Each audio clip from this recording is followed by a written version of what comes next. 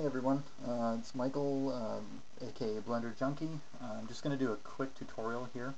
I haven't done anything in a while, and I wanted to do something really quick just to give you guys an idea of how I do some of my stuff.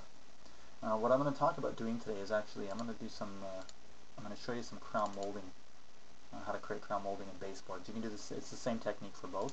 I'm going to pull in this image, and I'm going to show you how to create this here. Okay.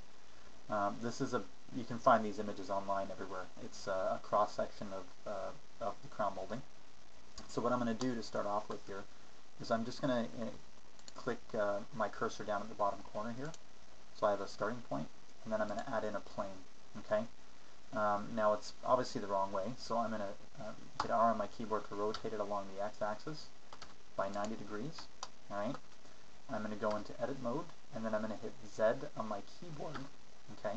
To go into edit mode, by the way, you just hit tab, and then Z on the keyboard makes it see-through, essentially. Now I'm going to grab it while it's in edit mode because I don't want the origin point to change. I just want the plane to move. Okay.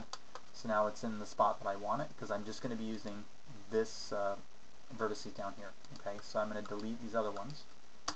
X on my keyboard, and then so if I hit X on the keyboard, obviously it brings up my delete options. I'm going to delete the vertices, so I'm left with just that one.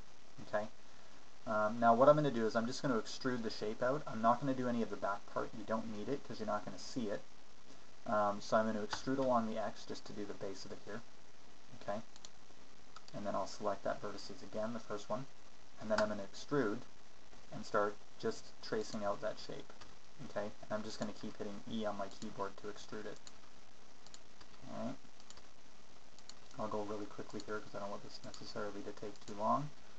Sorry for the microphone if there's any sound issues, and I have a slight cold, so my voice might come across as a little crackly or cut out, either one.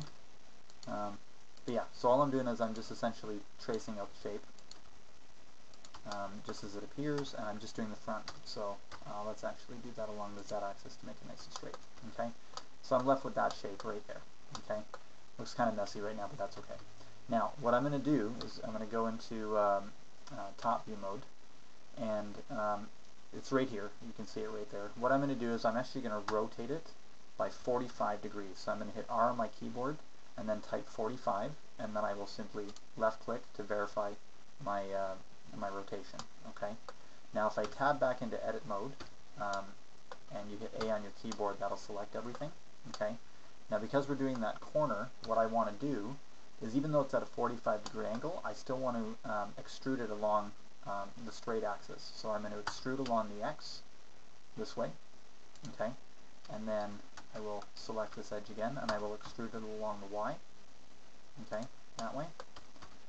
And that gives me my it's the start of it anyway. Now you can obviously see, because it's not smooth, you can see all the lines and everything that you made. So I'm going to go in and smooth it out, and then I'll go into my modifiers tab and add an edge split, and that gives me my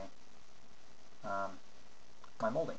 Okay, so if I go into front view here, you can see, well, you can't really tell because it's not on an angle, but anyway, if I rotate it along the Z, you can kind of see the basic shape there, right? So that's how I do crown molding and baseboards. Real simple, real straightforward, super easy. Hope this is beneficial and you get something out of it. Thanks for watching. Bye-bye.